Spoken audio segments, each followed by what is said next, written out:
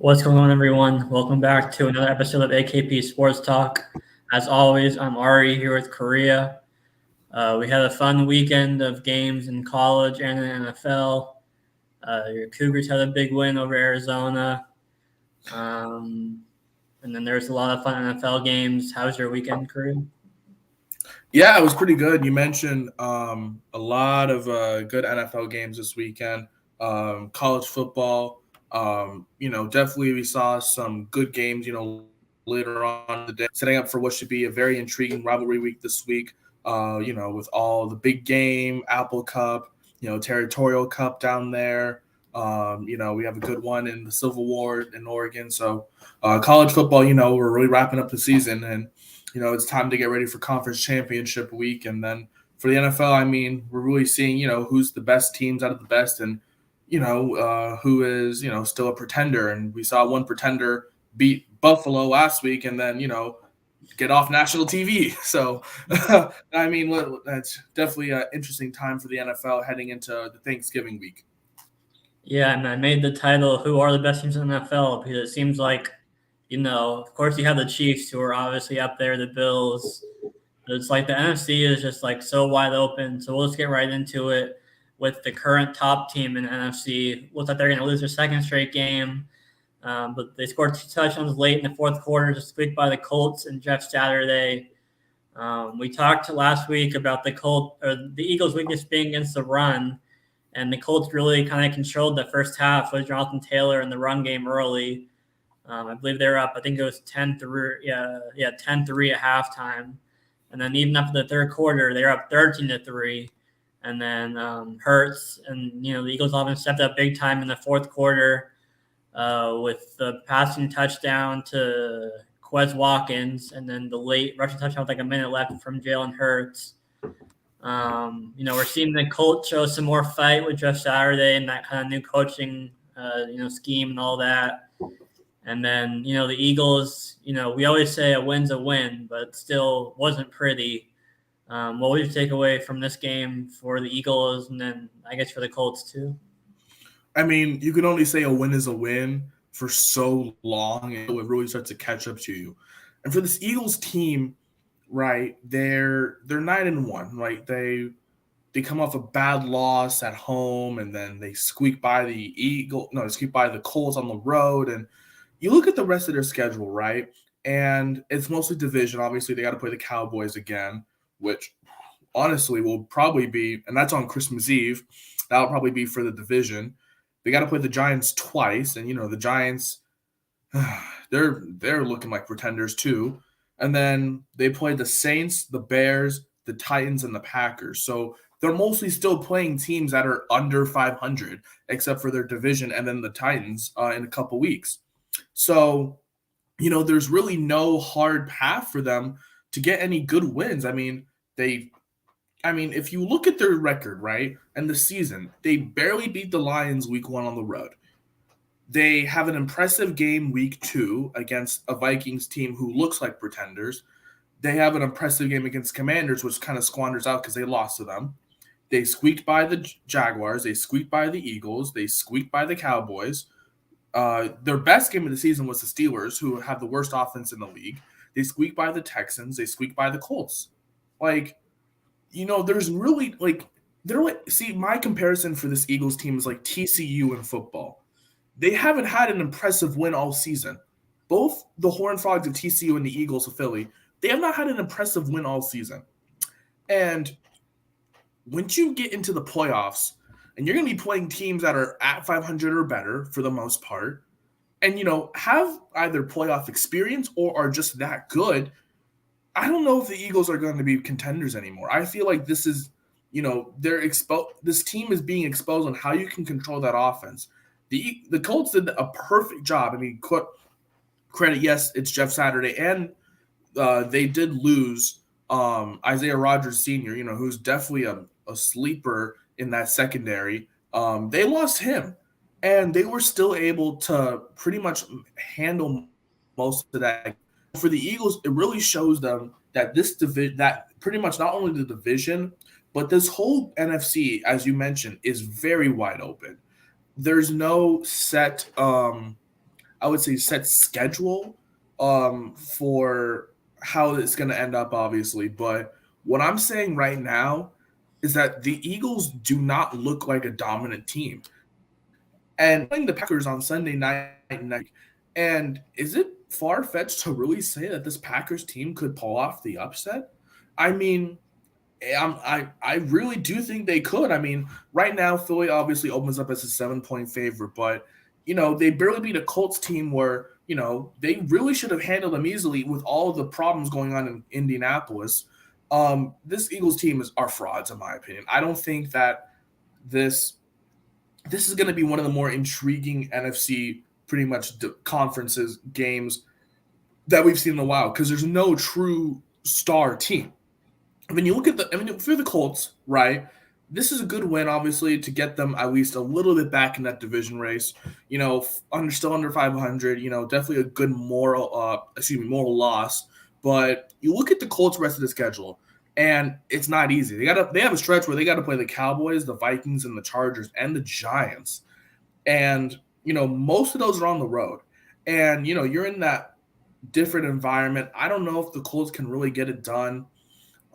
This whole Jeff Saturday thing, it's definitely great. Definitely great to see a run game getting, more involved, and we get to see more of Jonathan Taylor, just pretty much carrying the ball. Matt Ryan looks a lot better now than he did at the beginning of the season. But I like this Colts team to maybe win a few more games because ironically they play the Steelers on Monday night next week, and the Steelers have one of the worst offenses in football. Followed by, those three teams that I mentioned, the Cowboys, the Vikings, the Chargers. They got to play the Giants and then the Texans. So, I feel like for the Colts, I feel like they're maybe one or two losses away from, kind of not giving up on the season, but, not really having any momentum, especially in a division where Tennessee is pretty much trying to run away with that division now, 7-3 kind of leading, only team over 500 in that division. So, for the Eagles, I want to say that this was an exposed game. They got exposed on offense because last week they got exposed defensively. I mean, they couldn't stop Terry McLaurin, and now this week they get exposed offensively, in my opinion. I feel like Jalen Hurts really did not get anything going, and the run game was not really developing. We couldn't really find anyone in the receiving core. You look at the final stats. Devontae Smith was leading the team with 6 receptions for about 80 yards, but no offense was really going. He had pressure all up in his face. There was a couple high snaps from I believe Kelsey. They had 4. When you have 4 fumbles, right? That just shows you. You're not going to have any success. So this team is, I feel like, getting rattled, but they held on for the win. But is it really a win when you beat a team that, is under an interim head coach and, there's so many problems within their organization that you don't really know what's going on. So this is more of a Colts win, even though they lost. I feel like the Colts really showed the whole NFL that, this Eagles team can be beat, right? And it kind of establishes, maybe establishing a dominant run game at first and kind of controlling the clock, because that was kind of the key factor as to why they kind of were in that game still. They were controlling the clock, and that's why I feel like the Eagles definitely are very overrated right now. If they can really turn it around, but then at that time, they're playing teams in their division along with teams that are under 500. So for the rest of the season, we're not going to see any real competition for this Eagles team until they end up in the playoffs potentially with the division matchup or with the first round bye if they're on the wild card. So, it's definitely there's a lot of questions going on in that Philadelphia offense for sure. Yeah, I think one kind of underrated piece that they're missing really was Dallas Goedert, who's kind of that safety blanket in the middle of the field. And, we saw Devontae Smith kind of step up in his absence, but I still think Goddard was missed. And, we talk about how their schedule is favorable and all of that, but, that's kind of the whole NFC to an extent in terms of, they're not being a clear-cut top team until even in the playoffs. You can argue they're going to be facing those teams until you reach the Super Bowl. So, it's definitely going to be a tough test against Green Bay. It seems to kind of turn the corner these past couple of weeks, even though they lost to the Titans. Rodgers has looked a lot better these past 2 weeks, so that definitely will be a tough test. We talk about their struggles against the run, and when you have Aaron Jones and AJ Dillon, for Green Bay, they can definitely control the clock, there as well. So, definitely been to kind of watch for the Eagles, the rest of the regular season and into the playoffs. Now we'll go over to the Patriots and Jets, where Zach Wilson had 77 passing yards. The Jets had it was like a net of 2 total yards of offense in that second half. Zach Wilson doesn't take responsibility at all for what the offense did, which definitely was not like good luck. Clearly missing Breece Hall. I mean, we saw the Patriots defense. Obviously, they're great, and they've always had their way against the Jets. But I mean, still, like 2 yards of offense in the second half. Like no matter what way you look at it, is like, that's not going to cut it. But I mean, Jets defense did their job as well. So, but I mean, at least Mac Jones moved the ball. At least Folk missed 1 field goal. So I mean, at least Mac Jones moved the ball. The Jets hardly even moved the ball the entire game. What a wild finish for a punt return for a touchdown to be the only score with 5 seconds left in the game. Now you have, a pretty tight division with also the Bills and the Dolphins at the top, and the Jets and the Patriots at 6-4, right there as well. Corey, what was your takeaways from this game and then kind of the AFC East as a whole? Yeah, so I feel like with this game, the defenses are going to carry both of these teams, in my opinion, only so far. Because you mentioned the Jets offense being bad, but you got to give credit to the Jets defense to really limiting how much offense the Patriots could really get going. I mean, Mac Jones, he threw for over 200 yards in the game. On the box score, you'll see that the Patriots definitely just outgained them in yards against the Jets, but the defense will only carry both of these teams so far, in my opinion, in this division. And I mean, when it comes down to it, that brutal punt return, 84 yards, that kind of just sums up on, how the Jets offense was absolutely atrocious in the second half. I mean, I believe they were averaging like 2.7 inches per play in the second half at one point. So that just shows you like they could not move the ball forward. Zach Wilson was missing, check down passes in the flat, all that stuff. And, and for him to not take any responsibility in the post game. And, now there's rumors coming out that, there's a lot of locker room issues between Wilson and, just the rest of the team because he's not taking accountability for a really rough game offensively.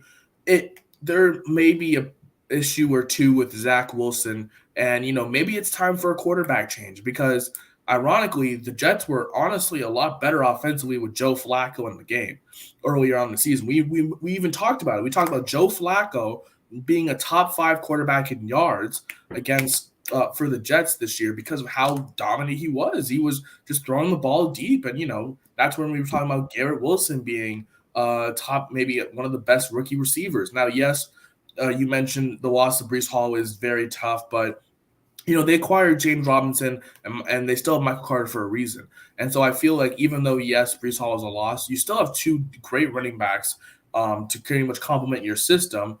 And it all really comes down to Zach Wilson and whether or not he's going to be playing the ball well. And for him to really not take any responsibility is a really telltale sign that there are maybe some deeper problems within this Jets organization than we really thought to begin with. For the Jets heading into the rest of the season, they need to figure out their offense fast because, they're going to be playing teams that have some pretty good offenses. Obviously, they play the Seahawks on New Year's Day, and that's going to be a great game in Seattle. Obviously, the Seahawks have a very good offense, and the Jets have a very good defense. Even next week, the Jets play the Bears. The Bears have one of the best offenses right now. I mean, yes, Justin Fields is banged up, and there's questions on his availability. But I mean, the Bears are playing some of their best football right now. And then they got to go play the Vikings, and the Vikings, obviously, that's not going to be easy with one of the best offenses in the league. So they play back-to-back teams with good offenses, and then they got to play the Bills. So 3 in a row. Actually, 4 in a row because they play the Lions. So 4 teams in a row with great offenses.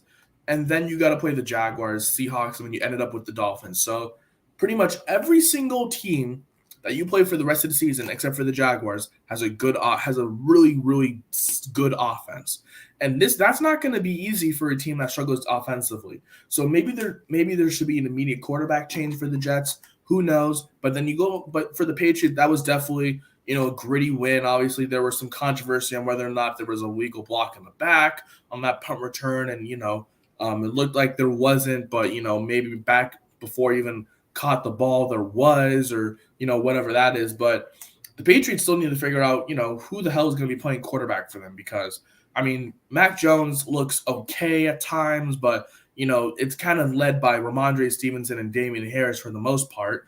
And then Bailey Zappi, he had his moments of flash before he got benched. And I feel like if the Patriots do want to be serious, they need to figure out their offense as well. And that's why I said the defense will only carry both of these teams so far.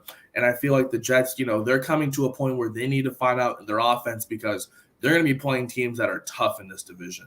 Not only in the division, but just in general. The Patriots, they got to play the Vikings on Thursday on Thanksgiving. Vikings, obviously, one of the best offenses I just said. Then the Bills, and then the Cardinals, who are struggling. And then they got to play the Raiders, who got a lucky win, honestly. Then the Bengals have a good offense. Then the Dolphins and Bills. So that's what I'm saying. When it comes down to the Patriots and Jets, right, they have great defenses, but their defense can only carry them so far. And that's why I feel like is going to happen with these two teams in the AFC East, because you have the Bills, who have a good defense and offense. You have the Dolphins, who have a great offense, fantastic offense.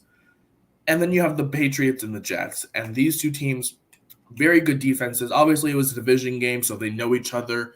And that was the second meeting in such a short time. So I knew it was going to be very low scoring, but, you got to have some offense. So for the Patriots, they definitely have a very hard end of the rest of the year. But, if they really want to be a playoff team like the Jets, they need to find an offense. And it starts with, for the Jets, really developing a good pass game. And, for the Patriots, complementing that pass game with the good run game that they have. Yeah, Robert Saleh shut down any kind of, quarterback controversy right after the game, but obviously that was kind of in the heat of the moment right after the game. So I definitely agree that they should explore, Joe Flacco being in their center, because, we saw him earlier this season, and they were actually competent with him on their center. And so definitely think that they should consider, because they're still, right there in the wild card race at 6-4. And, with that defense, they can kind of hang in there with pretty much any team, just given how dominant their defense is. So, it will be interesting to see kind of if they do have any kind of quarterback competition or not. It doesn't sound like it right now, but, it could still happen, even though he didn't say it right away. Okay. Now we'll go on to the other game. We talked about the Vikings needing a big win. They got it over the Bills. And then this happens. I think Kirk Cousins got sacked, I think it was 7 times. Some of them were on the offensive line. Some of them were on him holding onto the ball too long. But Brett Maher had, 4 50-yard field goals, something like that. And yeah, Pollard had 2 receiving touchdowns, 100 yards through the air as a running back. Curry, what's your take on both these teams after this game? For the Vikings, this has to be one of the most crushing losses that you have all season. You go from beating Buffalo in that game of the year, where it was back and forth for most of the game, and then, Justin Jefferson has a catch of the year, and you win, you have all the momentum, and then not only to get beat down so badly at your home stadium, the national TV network said, you know what, we're going to put on the Bengals and Steelers. So that really just shows you how bad the Cowboys beat down the Vikings. I knew the Cowboys were going to give this team trouble, because the Cowboys have a very good defense, and they proved it to be pretty evident. The Cowboys have pretty much one of the best pass rush attacks in the league. Micah Parsons, definitely a defensive player of the year candidate, and it proved to be evident. I mean, when you sack Cousins 7 times, he looked like he had no time in the pocket. He was rushing throws, or the throws would be overthrows, or he just would take the sack. Dalvin Cook couldn't get anything going on the ground.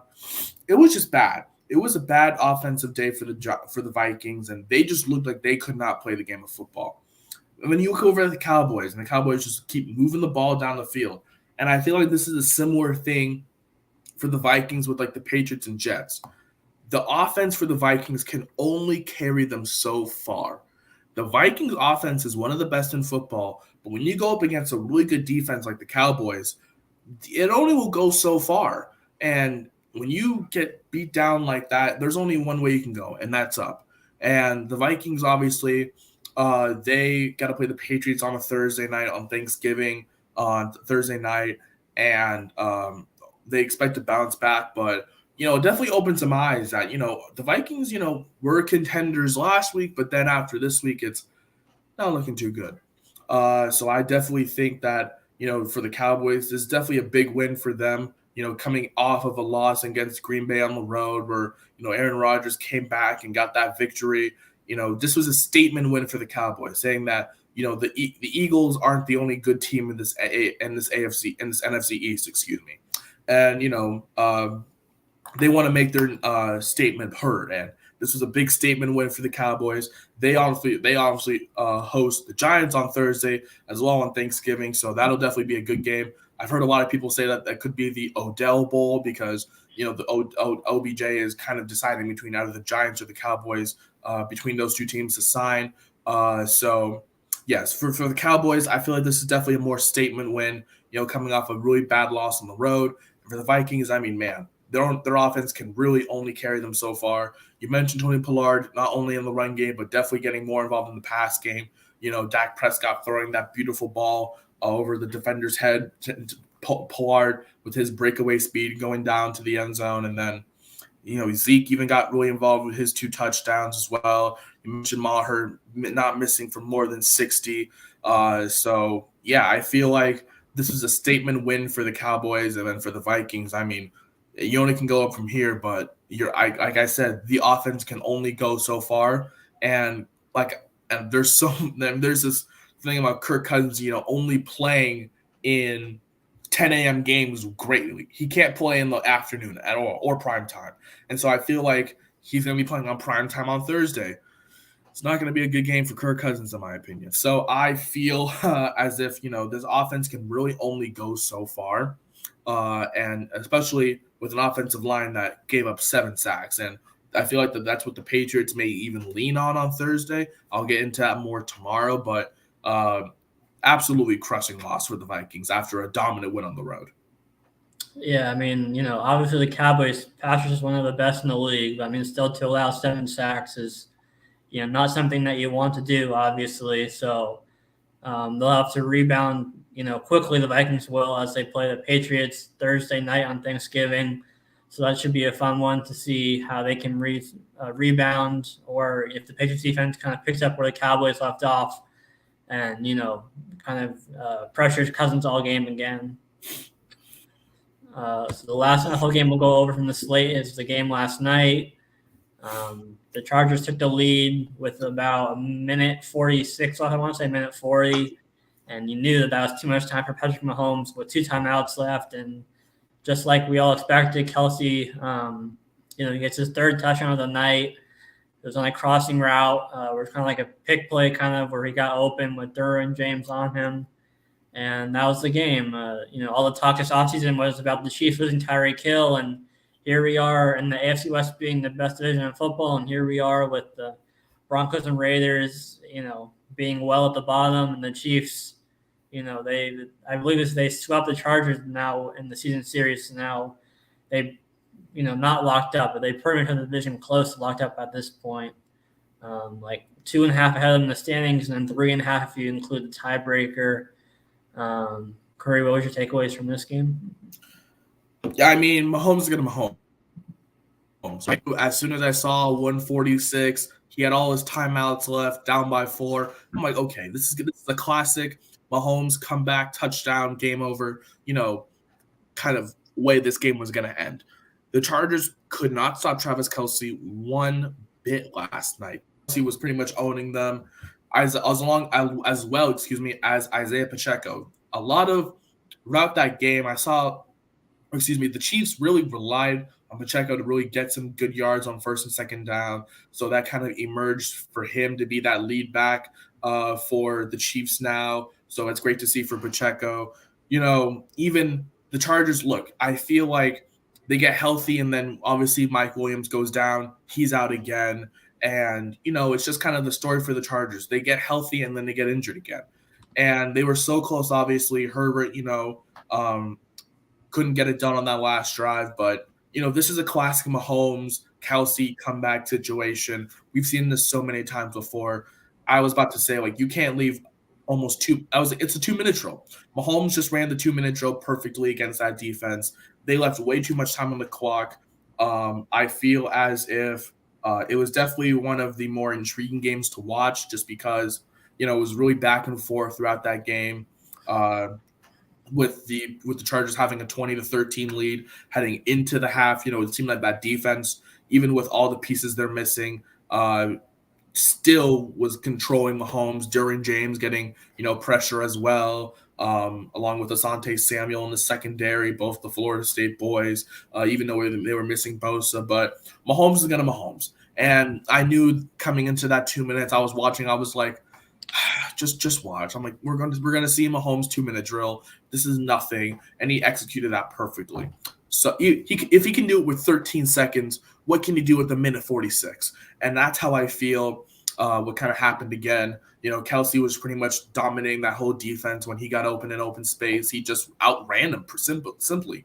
And you mentioned this was the second game between these two division rivals, so the Chiefs pretty much have taken control of a very, peculiar AFC West division where you have the bottom two, Broncos country, Let's Hide, along with the Raiders. And then you have the very mid Chargers, and then you have the dominant Chiefs. So, the Chargers definitely just need to get more healthy, I feel, because, they definitely have a harder schedule to go. And then you have the Chiefs, who just look like one of the best teams in football in the AFC. And, I feel like this is, a classic Mahomes story. Mahomes is one of the MVP candidates this year because we talked about it. Oh, they lost Tyreek Hill. They lost a star receiver. Mahomes didn't even have his two leading receivers essentially last night in Juju Smith-Schuster, who was out with his concussion, and then, as I mentioned, Mecole Hardman, who went on IR earlier this week. So they were down to pretty much. And they lost Kadarius Toney too. Yeah, and they lost Toney. So all they had was Marquez Valdes-Scantling, along with Justin Watson, and these practice Moore.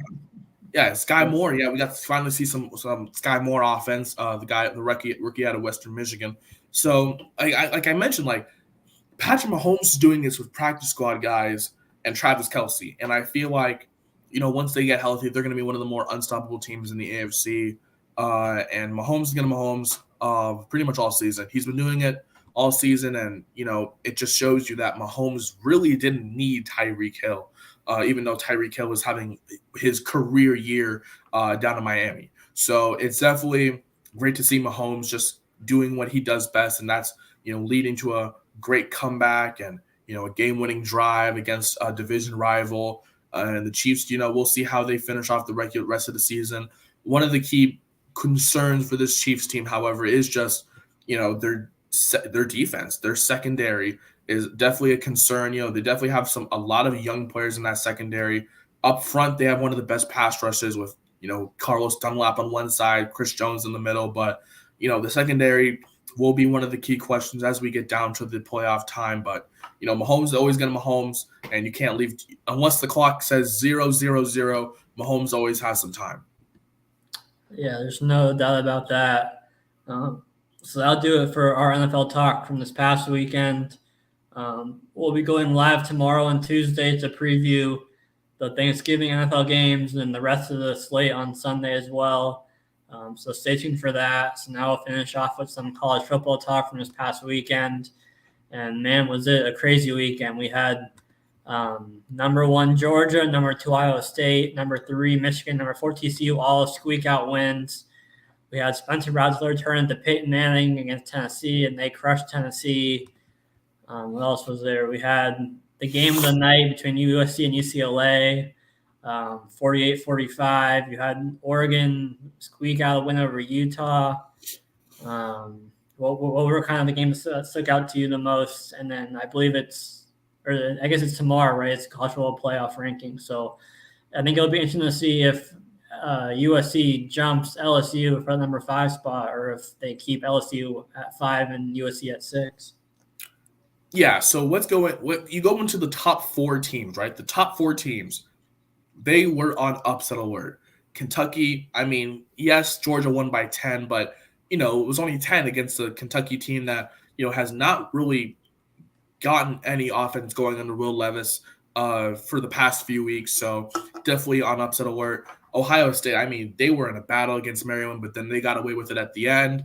And then Michigan, I mean, you talk about close. But you want to talk about really close, TCU. I just said, this TCU team, I feel, look, there are a lot of people on the TCU bandwagon, and they have the best strength of record in football, and you look at all the metrics and all the numbers. But when I'm sitting in the college football playoff committee, right, and I'm looking at this TCU team, I don't think they're going to be even dominant against a Georgia. Are they even going to score a point? I don't think they would, because the way they've been looking in this Big 12 conference, they look like one of the luckiest teams in football. They have not had one dominant win all season against any member of this conference. And you want to call them the 4th best team in the country? I don't think so. That's why I'm concerned about this team. I would definitely say, all right, I see what you're looking at too. I would definitely be very concerned about this TCU team. I feel like they're overrated. I feel like the committee will definitely be seeing that as well. And even though they're playing the worst team, Iowa State, in the conference next week, whoever they're playing in the Big 12 championship game, probably Kansas State, but could be Texas. I feel like either teams will give it their all in that championship game. And, the Big 12 always chokes when it really matters. And I feel like once again they will. And I don't think TCU is going to be that last team. I thought it was going to be Tennessee, but then, as you mentioned, Spencer Rattler looked like the next Peyton Manning out there, throwing 5 touchdowns and doing the 1, 2, 3, 4, all that crap. And, after all that stuff, it was good to see Spencer Rattler actually, get a good win under his belt after, all the struggles he's had at Oklahoma and then transferring to South Carolina. Good to see him get a good win. And then you mentioned USC and LSU, and I feel like USC will probably leap because, this was definitely their biggest win of the season, really faced true adversity for the first time since the Oregon State game, and they went away with it, and they got the win on the road, but, obviously it's still LA. So even with Dorian Thompson-Robinson having a career game, shout out to him, I feel like this game was one of the best games that Caleb Williams has played. I mean, he threw the ball amazing. He's definitely a Heisman candidate. And then obviously LSU, I feel like LSU has a little more work just because they're a 2-loss team. If they want to control their own destiny, they just need to win out. They need to win next week against A&M. They need to win against Georgia. And then we'll have a true conversation about LSU. But, in that top kind of 6 right there, it's definitely interesting because obviously Ohio State, Michigan, that's the matchup of the week here. That matchup is going to determine who is probably going to be a lock for the college football playoff and who's going to be on the outside looking in. And if you compare Michigan, right, and say TCU wins out, so it would be either maybe Georgia, Ohio State, TCU, and then that 4th spot could be for USC if they win out, or Michigan, who has a 1 loss to Ohio State if they lose, or vice versa for Ohio State. And then you look at the rest of their schedule, it's like, do they really deserve it? Or a USC, and there's going to be a lot of questions of that next week, but I feel like we finally have our top 6, potentially 5 if you want to discredit LSU, and I would discredit them in my opinion as well. But you have your top 5, and the top 1 right now is essentially a lock because whoever wins that Ohio State Michigan game is essentially a lock. If TCU can win out, they're a lock, obviously, and then it's up to what does committee value? Do they value either Ohio State or Michigan team in the Big Ten who, even though they have cupcake schedules, got it done when it matters, or a USC team that has won their conference or potentially lost their conference championship or whatever like that, and still got it done. And so here we are. We're in the final week. Obviously, USC plays Notre Dame, so they can't lose that game. And that'll be a big win for USC as well if they really want to contend themselves as a true team. I think that's in LA too. So that's a top 25 matchup. And then obviously the big game, Michigan, Ohio State, Georgia. They got to play Georgia Tech. They've beaten down Georgia Tech for years, and even though Georgia Tech is on the verge of trying to fight for bowl eligibility, they're not beating Georgia. Hell no, they're not beating Georgia. And then TCU, as I mentioned, they got to play a weak Iowa State team, but I feel like they'll get the win there, and then they got to play whoever meets them in the Big 12 championship. That could be a big step for them as well. So we're kind of seeing the defined lines for college football now for the top 4. In terms of the Pac-12, I mean, it's definitely going to be a race to the finish. There's so many possibilities. USC has already clinched a berth for the Pac-12 title, and now it's down to Oregon, Utah, Washington, pretty much. Those are the 3 teams that I feel like have a pretty good chance.